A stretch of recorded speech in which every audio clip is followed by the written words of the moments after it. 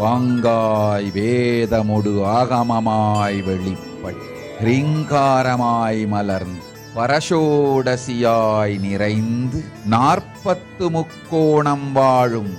கையிலை ஸ்ரீபுரச் சிந்தாமணி கிருகத்தில் இருக்கும்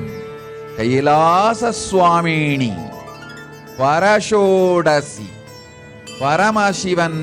பாகம் அமர்ந்து பாராளும் பரமேஸ்வரி சக்தி மனோன்மணி எல்லோர்க்கும் நல்வரம் தந்திட எல்லா நன்மையும் அருளிட மீனாட்சி நித்யானந்தனாய் உருக்கொண்டு இங்கு நிஜாவதாரமாய் வந்தேன்.